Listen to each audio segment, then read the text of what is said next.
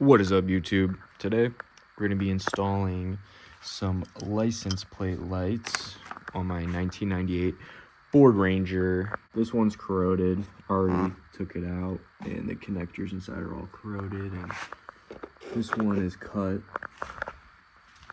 It's missing the housing and the pigtail. This piece is cut off. So I got this kit on Amazon for about 20 bucks.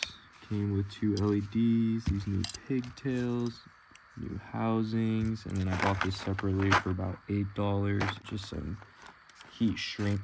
That way I can twist up the old wires, connect them to these, and then use these to connect them. I haven't really had to splice wires before, other than involved with modding Xbox 360 soldering wires, so it's a little bit of new territory, but I'm trying to get better with electrical work. I think it'd be a handy skill to have.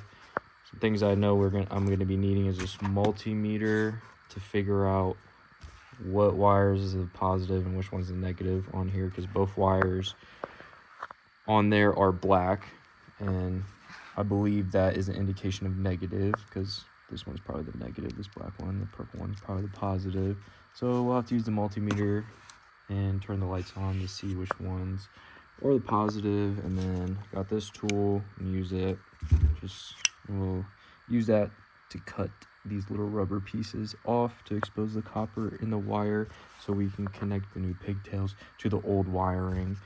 So let's get right into doing that. Underneath the rear of the truck, in front of this is the bumper, and then here's the hole for the one license plate light that's missing. I already crimped these or snipped them. Also, now that I'm using artificial lighting and not just daylight, this wire looks brown and this one looks black. So this is probably the positive and that's probably the negative, but I'm still going to use the multimeter, I think, to try to test these. Also, these might just not work, because something I considered after starting this is that the fuse might also need replaced for these. I don't know. I'll have to check. Let's get this other housing out of here real quick. Oh, well, that just pulls out. I did put this new bulb in here, but you can see that's hella corroded up in there. So probably just going to go ahead and cut this off and install the new one. Could try cleaning the terminals with a little bit of sandpaper or something, but I just kind of feel like this one isn't gonna work. Plus I got the new one, so might as well utilize it. All right, I've got that snipped. See the copper wire in there exposed now. Let's try to pop out this housing. Just got a clip inside here.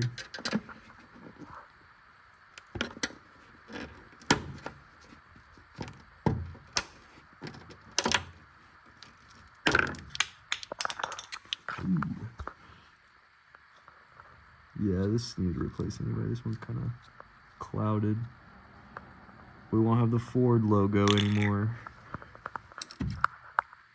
You want to be out here representing. We'll just keep it as a little, just in case. Maybe I can sell it on eBay or something. This one I cut a little bit earlier in the day, and you can see I just took off a little bit of the rubber. Also, I didn't watch a YouTube video or really look up that much before going into this. There's kind of a general idea, so like I said, this is a learning experience for me. So I'm just gonna do what I think is right. So I just cut off a tiny bit. If you guys have any suggestions, you can leave them in the comments. I encourage it, honestly. So I'm gonna go ahead and use this tool, which was graciously gifted to me today. And I found this size, this 16 hole, was working the best. The 18 was cutting the actual copper. So I'm just gonna put it around the wire and then take this and just kind of spin it around in circles around the wire and cut off that rubber part. And this is how we can test to see which is the positive, and which is the negative wire. So you're gonna go turn your lights on. Take the multimeter, set it to DC, and then 20. Yours might just be like fully digital and automatic. I just got a really cheap one a few years back. I got the negative just showing right here. You want it to touch preferably unrusted bare metal, but I just put it there so I not have to hold it. Also, it's hard to tell, but this wire is definitely brown. This one's definitely black. And if I take the positive and stick it on the brown wire, okay, you can see this changing when I'm touching it.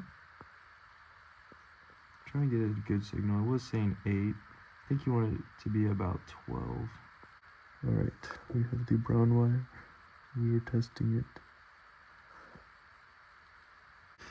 It is getting a signal, so that's an indication of it being the positive. And I was getting 8. Like I said, it should be reading like 12, but we'll just throw that stuff on and see how it goes. We have run into a bottleneck. So I got this side connected. Pretty easy. You just have your wires cut like so. Slide it inside the hole, and you're gonna do that with both ends. And then I just use the tip of this to crush it. And I use that torch.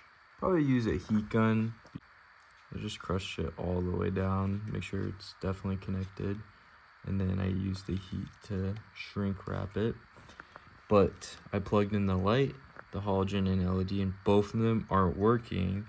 But then I took the multimeter and I tested the connection in here, and it's getting very small signal, like 0.01 between 9. So, and it should be getting 12 volts, so it's not even close to that. I wanted to make sure it wasn't the ground, so then I, on the second pigtail over here, connected the positive wire, and then I was turning it on and taking this pigtail negative, touching it on the bumper right here on the metal, and still no light. And I tested with the multimeter, same thing, was getting a similar range.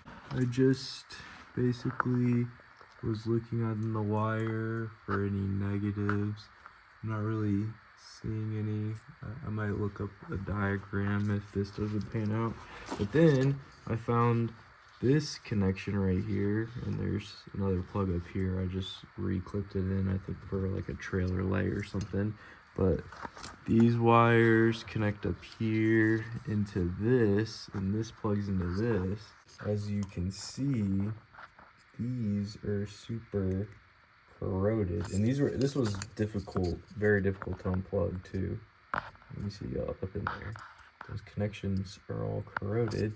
So this is probably why. It's probably not getting enough power or proper ground through this. So I'm gonna try using this cleaner, maybe some copper brush or something if I can get it up in here to clean off these terminals. We'll see if that works. I cleaned these off, let it dry for a bit, and actually now it's reading even lower. It was only reading 0.01. Have the lights on right now.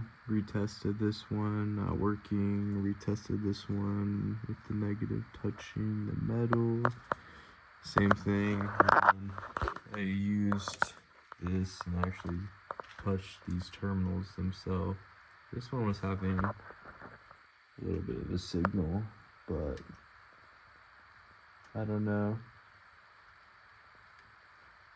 Maybe I'll try to change the fuse related to this, but if not, then there could be something further down the wire harness.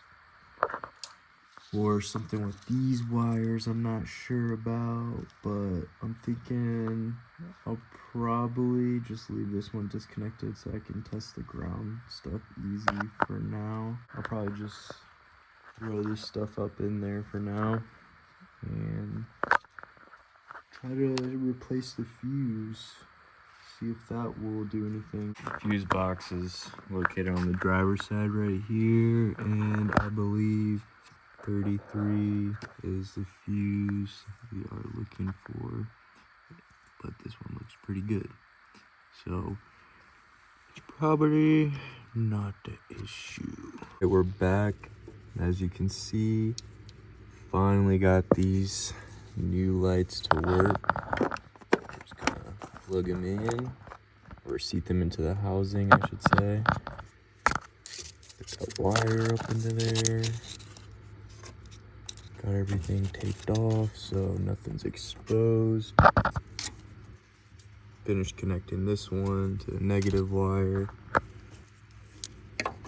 And in terms of getting them to work, it's probably a combination of new wires, cleaning this, and then I did actually replace almost all the fuses because I was having some other issues, but I'll go over that in a second. But one thing I just wanted to mention real quick is I did use my multimeter again, and instead of grounding like right here, it's probably too rusty, I was going like here, and this was actually reading at 12 volts. So probably up here is better than there for testing the negative. But yep, got the lights all working. We're illegal now. Basically, I think cleaning that one connection helped, and then the last thing I resorted to was changing every single fuse, every single one, and that's where your interior fuse box is located. And then I changed what I could to in this relay box, not these bigger ones, but all the smaller ones, change those out. And now everything is working, so that's awesome. I don't have to tap into my brake light wires or anything. But if I turn on the lights, also my odometer lights, they stopped working, so I couldn't even drive this truck at night because I can't even see the speed, so I don't know when to shift. You know, it's not really safe. And these side lights weren't working. License plate light. Having similar issues like me, going ahead and replacing all the fuses and cleaning off any connections you can seem to do the trick. So it's awesome. But if this video helped you out, like, comment, and subscribe.